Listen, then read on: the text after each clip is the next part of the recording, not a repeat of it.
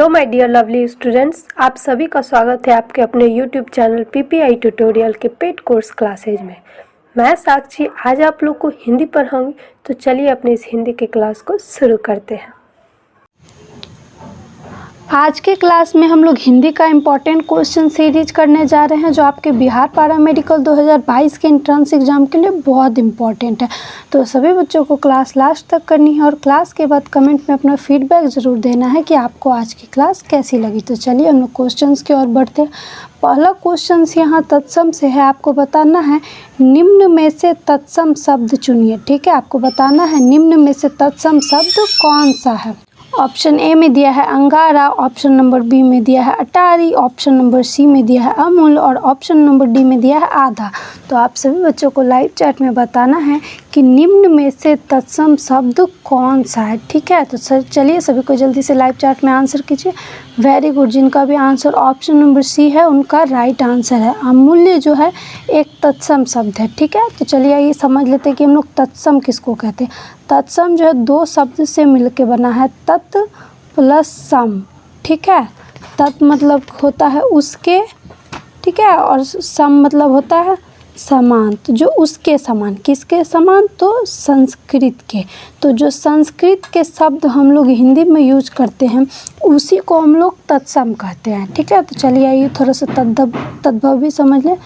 तद्भव क्या है, तो तद्भव भी दो शब्द से मिलके बना है, तत् प्लस भव। ठीक है, तत् मतलब होता है उसके अर्थात संस्कृत के, भव मतलब होता है होना या फिर बनना। ठीक है, तो जो संस्कृत के शब्द में परिवर्तन करके हम लोग हिंदी में शब्द का प्रयोग करते हैं उसी को हम लोग तद्भव कहते हैं। ठीक है, तो आप लोग एक लाइन में इसको समझेंगे कि तत्सम जो है संस्कृत शब्द है और संस्कृत शब्द में ही जो हम लोग परिवर्तन करते हैं तो वो हमारा क्या होता है, तद्भव शब्द। ठीक है, तो ये अमूल्य जो है हमारा तत्सम शब्द है और अमूल्य का जो तद्भव है क्या हो जाएगा, अमोल हो जाएगा। ठीक है, अमूल का तद्भव क्या हो जाएगा, अमोल। ठीक है, अंगारा, अटारी और आधा ये भी हमारे तत्सम शब्द है। चलिए आइए इनके भी ये अंगारा, अटारा और आधा ये तीनों हमारे तद्भव शब्द है। ठीक है, और इसके तत्सम शब्द हम लोग देखेंगे। तो अंगारा का क्या होता है, अंगारा का होता है अंगार।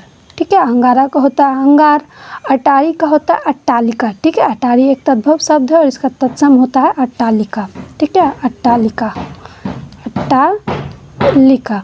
और बात करें आधा, तो आधा भी हमारा तद्भव शब्द है और इसका तत्सम हो जाता है अर्ध। ठीक है, आधा का तत्सम हो जाता है अर्ध। ठीक है, तो सभी को ये क्वेश्चन नंबर 1 समझ में आ गया। चलिए नेक्स्ट क्वेश्चन की ओर बढ़ते हैं। नेक्स्ट क्वेश्चन है पर्यायवाची शब्द से। आप सभी बच्चों को बताना है कि निम्न में से कौन एक जंगल का पर्यायवाची नहीं है। ठीक है, 4 ऑप्शन दिया हुआ है, उनमें से 3 जो है जंगल का पर्यायवाची है और कोई एक जो है जंगल का पर्यायवाची नहीं है। तो आपको बताना है कि निम्न में से कौन एक जंगल का पर्यायवाची नहीं है। ऑप्शन ए में दिया है अटवी, बी में दिया है कानन, सी में दिया है अवय और ऑप्शन नंबर डी में दिया है विपिन। तो चलिए सभी को जल्दी से लाइव चैट में बताइए कि जंगल का पर्यायवाची कौन सा नहीं है।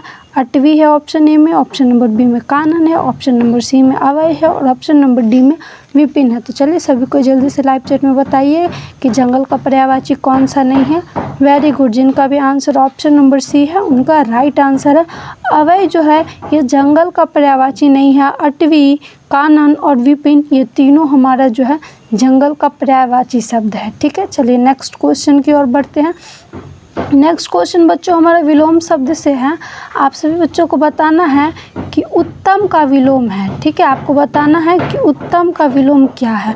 ऑप्शन ए में दिया है अधम, बी में दिया है श्रेष्ठ, सी में दिया है ऑप्शन नंबर बी में है मीठा, सी में है श्रेष्ठ और ऑप्शन नंबर डी में है अधर्मी। तो चलिए सभी को जल्दी से लाइव चैट में बताइए कि उत्तम का विलोम क्या होगा। ठीक है, चलिए सभी को जल्दी से लाइव चैट में बताइए।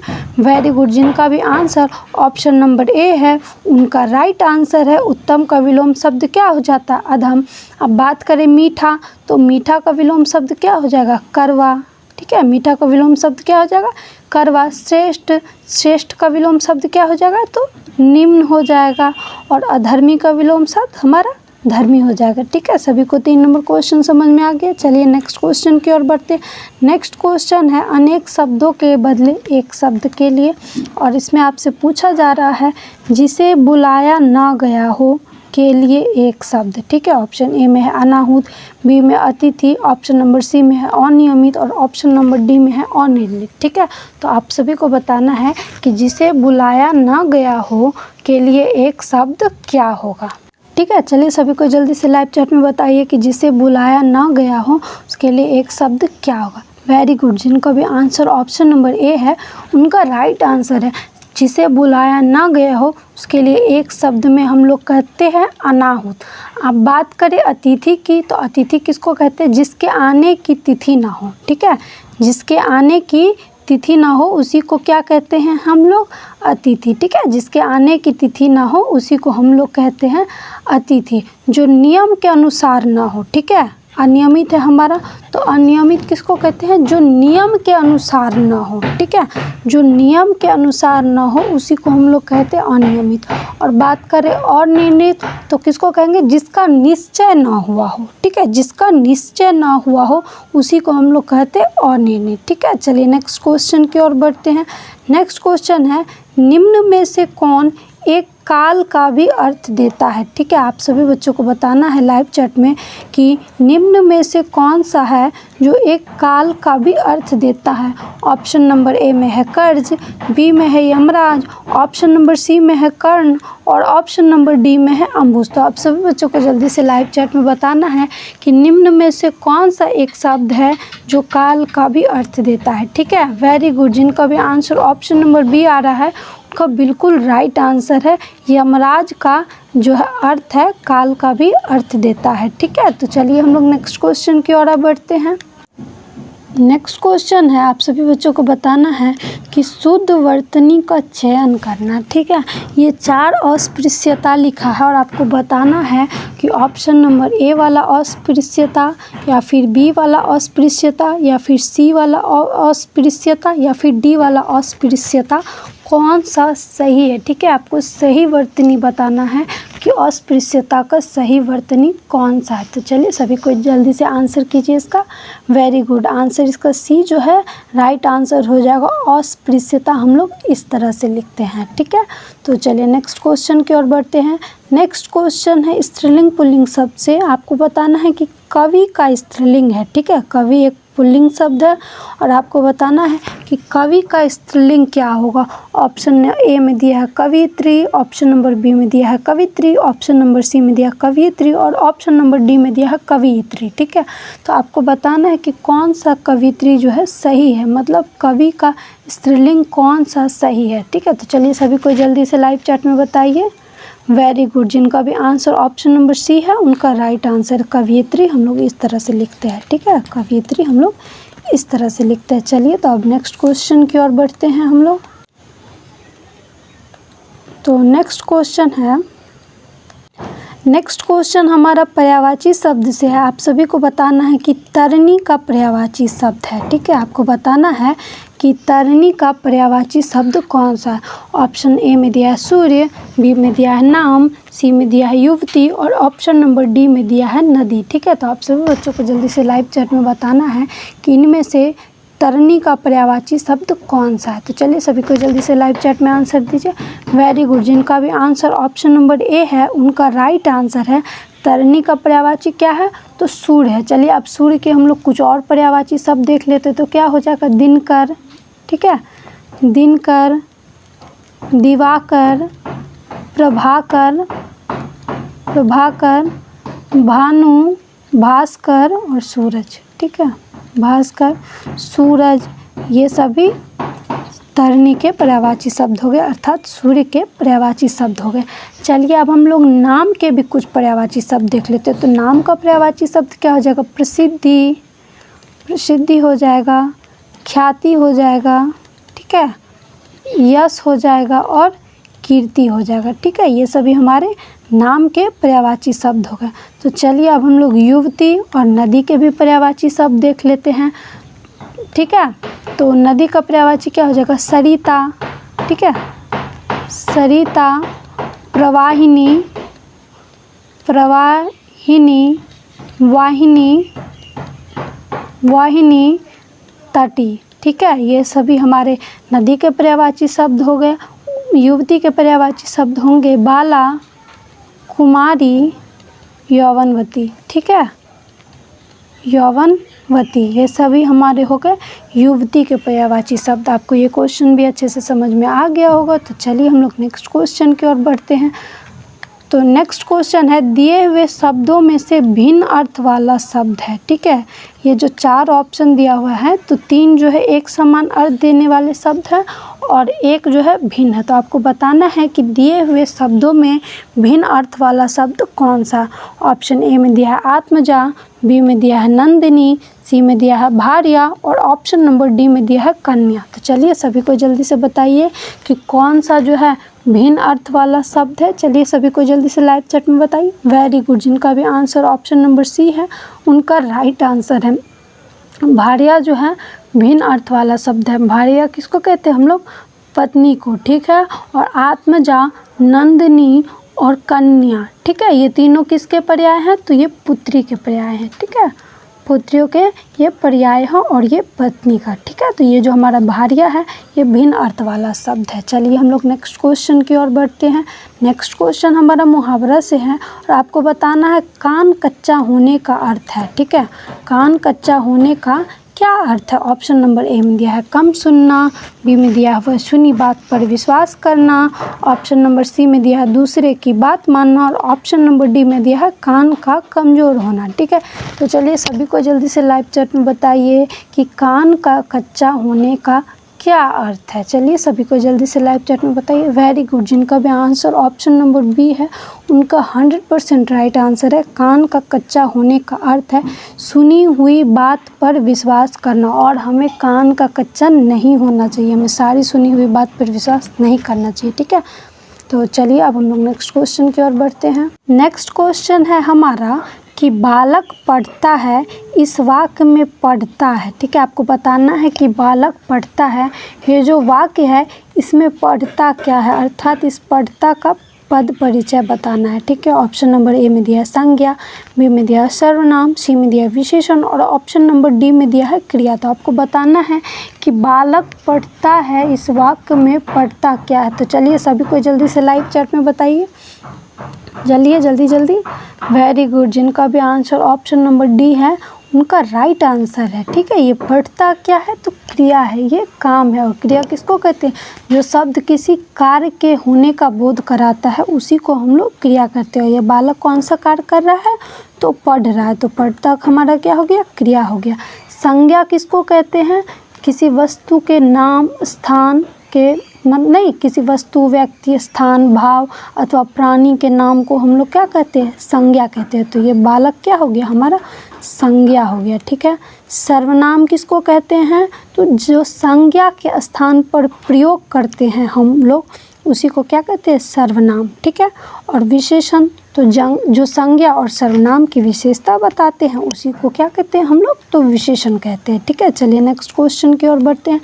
नेक्स्ट क्वेश्चन हमारा कारक से है। आपको बताना है मुरली गांव से चला गया वाक्य में कौन सा कारक है, ठीक है। मुरली गांव से चला गया, इस वाक्य में कौन सा कारक है। ऑप्शन नंबर ए में दिया है कर्म, बी में दिया है संबंध, सी में दिया है संबोधन और ऑप्शन नंबर डी में दिया है आपादान, ठीक है। आप सभी बच्चों को जल्दी से लाइव चैट में बताना है कि मुरली गांव से चला गया वाक्य में कौन सा कारक है। वेरी गुड, इसमें आपादान कारक है। ऑप्शन नंबर डी इसका बिल्कुल राइट आंसर है। मुरली गांव से चला गया, इस वाक्य में आपादान कारक है ना, गांव से निकल गया मतलब इसका अलगाव हो रहा है, ठीक है। आपादान से अलगाव के लिए बात करें कर्म कारक, तो कर्म कारक किसको कहते हैं, इस पे कर्ता के काम का प्रभाव पड़ता है उसी को क्या कहते हैं, कर्म कारक। और संबंध कारक किसको कहते हैं, जो संबंध बताता है, ठीक है, जो कर्ता का संबंध अन्य पदों से बताता है उसी को क्या कहते हैं हम लोग, संबंध कारक। और संबोधन कारक किसको कहते हैं, तो किसी को पुकारने के लिए हम लोग क्या करते हैं, संबोधन करते हैं, ठीक है। तो चलिए नेक्स्ट क्वेश्चन की ओर बढ़ते हैं। नेक्स्ट क्वेश्चन है समूहवाचक संज्ञा है, ठीक है। आपको बताना है कि किस शब्द में समूहवाचक संज्ञा। ऑप्शन ए में दिया है गुलाब, बी में दिया है अंगूर, सी में दिया है पौधे और ऑप्शन नंबर डी में दिया है चावल। तो चलिए सभी को जल्दी से बताइए कि समूहवाचक संज्ञा किस में है। वेरी गुड, इसका आंसर है ऑप्शन नंबर बी। समूहवाचक संज्ञा किस में है, तो अंगूर में। बात करें गुलाब, तो गुलाब में कौन सा संज्ञा है, तो जातिवाचक संज्ञा है। पौधे, पौधे में कौन सा संज्ञा है, जातिवाचक। चावल, इसमें कौन सा संज्ञा है, तो द्रव्यवाचक। ठीक है, तो सभी को क्वेश्चन ये क्लियर है। चलिए नेक्स्ट क्वेश्चन की ओर बढ़ते हैं। नेक्स्ट क्वेश्चन है राम धीरे धीरे पढ़ता है। इस वाक्य में धीरे धीरे शब्द है। ठीक है, आपको बताना है कि राम धीरे धीरे पढ़ता है। इस वाक्य में धीरे धीरे शब्द क्या है। ठीक है, विशेषण है या सर्वनाम है या क्रिया विशेषण है या फिर अव्यय है। ठीक है, ये जो धीरे धीरे पढ़ता है में ये धीरे धीरे क्या है। चलिए सभी को जल्दी से लाइव चैट में बताइए। वेरी गुड, जिनका भी आंसर ऑप्शन नंबर सी है उनका बिल्कुल राइट आंसर है। यहाँ पर धीरे धीरे हो जाएगा क्रिया विशेषण। हम लोग पढ़े थे कि जो संज्ञा और सर्वनाम का जो विशेषता बताता है उसको हम लोग विशेषण कहते हैं, और जो क्रिया की विशेषता बताए उसको हम लोग क्या कहते हैं, क्रिया विशेषण। यहाँ पे राम क्या कर रहा है, पढ़ रहा है, और कैसे पढ़ रहा है, धीरे धीरे। तो ये पढ़ने की इसकी विशेषता है धीरे धीरे, तो धीरे धीरे हमारा क्या हो गया, क्रिया विशेषण। ठीक है, बात करें अव्यय, तो अव्यय हम लोग उसको कहते हैं जिस शब्द पे लिंग, वचन, कारक आदि का कोई प्रभाव नहीं पड़े, जैसे जब, तब, अभी, उधर, चूंकि, परंतु, बल्कि। ठीक है, ये सब हमारे क्या हो गए, तो अव्यय हो गए। ठीक है, चलिए नेक्स्ट क्वेश्चन की ओर बढ़ते हैं। नेक्स्ट क्वेश्चन है निम्नलिखित में से कौन विशेषण का भेद नहीं है। ठीक है, आप सभी बच्चों को बताना है कि निम्नलिखित में से कौन विशेषण का भेद नहीं है। ऑप्शन नंबर ए में दिया है गुणवाचक, बी में दिया है परिणामवाचक, ऑप्शन नंबर सी में दिया है सार्वनामिक और ऑप्शन नंबर डी में दिया है पुरुषवाचक। ठीक है, तो आप सभी बच्चों को जल्दी से लाइव चैट में बताना है कि कौन सा विशेषण का भेद नहीं है। बहुत इजी क्वेश्चन है। चलिए सभी को जल्दी से लाइव चैट में बताइए। वेरी गुड, जिनका भी आंसर ऑप्शन नंबर डी है उनका राइट आंसर है। पुरुषवाचक जो है ये विशेषण का भेद नहीं है, ये हमारा सर्वनाम का भेद है। और इसमें क्या आता है, मैं, तुम, आप, ये सभी क्या है, पुरुषवाचक सर्वनाम है। ठीक है, आप बात करें विशेषण का भेद नहीं है, तो विशेषण का भेद कितने होते हैं ये भी जान लेते हैं। तो विशेषण के भेद 4 होते हैं, गुणवाचक, परिणामवाचक, सार्वनामिक और एक बच गया संख्यावाचक। ठीक है, संख्यावाचक जैसे हम लोग बोलते हैं ना, पहला, 100वां। ठीक है, ये सब हमारा क्या हो गया, संख्यावाचक विशेषण। बात करें गुणवाचक तो क्या हो गया, मीठा, खट्टा, कमज़ोर, ये सभी हमारे क्या हो गए, गुणवाचक विशेषण। बात करें परिणामवाचक विशेषण का तो बोलते हैं ना, थोड़ा, बहुत, कम। ठीक है, ये सब हमारे हो गए परिणामवाचक विशेषण। और बात करें सार्वनामिक विशेषण की तो कैसी, वैसी, ये सब हमारा हो गया सार्वनामिक विशेषण। ठीक है, तो ये हमारा आज के क्लास का लास्ट क्वेश्चन था। अगर आपको आज की क्लास अच्छी लगी है तो क्लास को लाइक कीजिए और अपना फीडबैक ज़रूर दीजिए कमेंट में कि आपको आपकी आज की क्लास कैसी लगी। और मिलेंगे अगले क्लास में, तब तक के लिए गुड बाय, टेक केयर।